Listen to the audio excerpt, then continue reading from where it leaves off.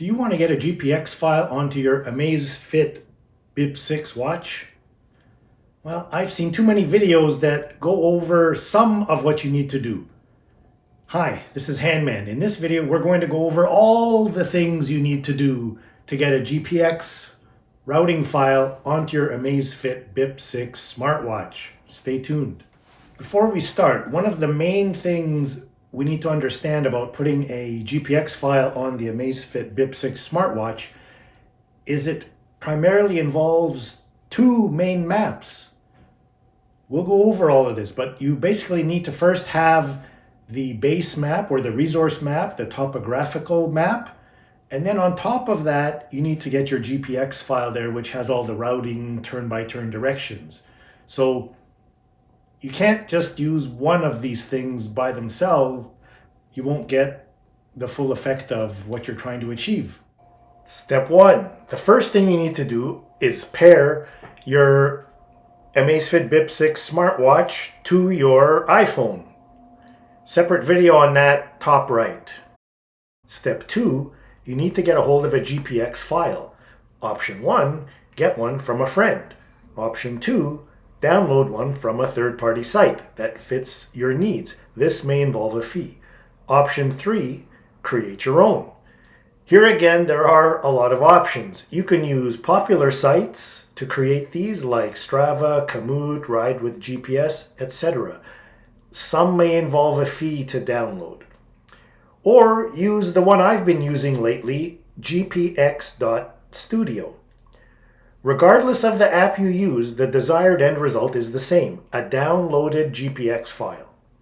So for the purpose of this video, we're going to use gpx.studio just as an example. One of the reasons I like it is that it's free to use and free to download GPX files. Of course, there are many great videos on how to use this, but quickly, the left side there is your toolbar, and you can pick all the different types of activities you want to make a route for, and then you just click away. So here we are using Toronto as a base.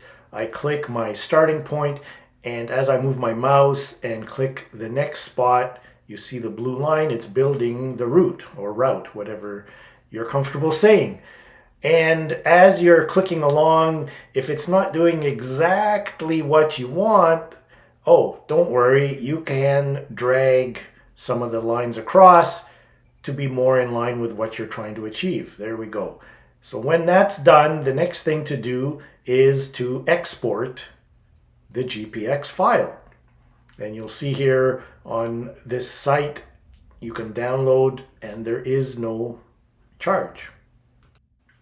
So as a refresher, again, this is what we're trying to achieve, right? We're trying to do everything we need to do to create what you see here. All we've done so far in step two is give us the capability to draw that blue line and have the turn-by-turn information. We don't have what you see here, which is the background map, the thing that we call the base or resource map. So that is what we're going to do now. We're going to create that part of the solution. That is step three.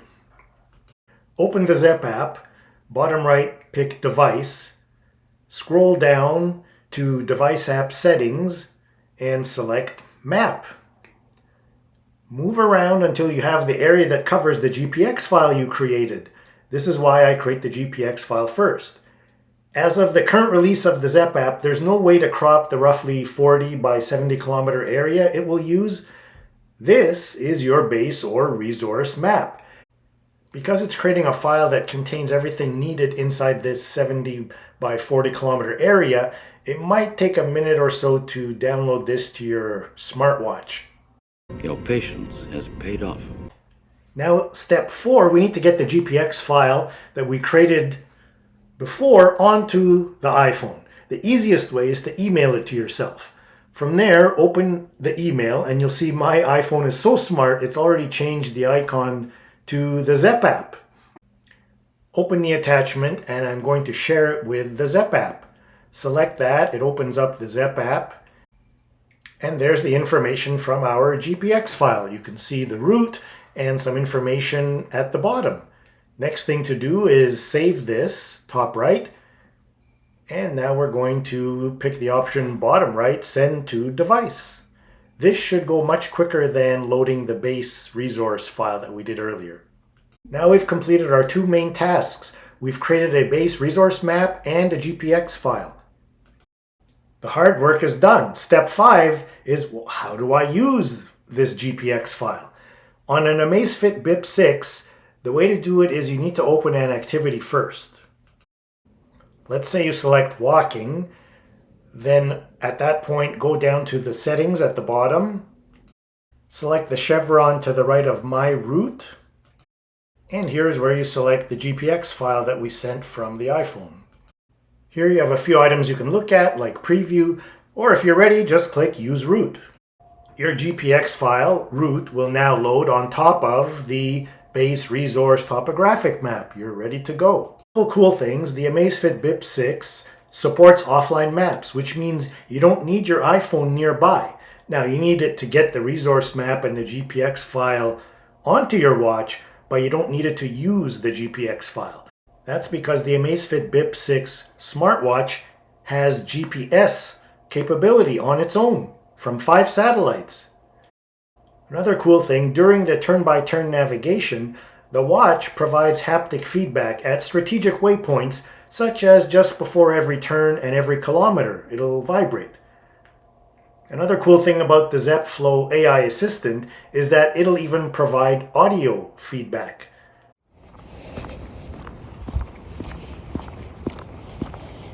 In 54 meters, turn right.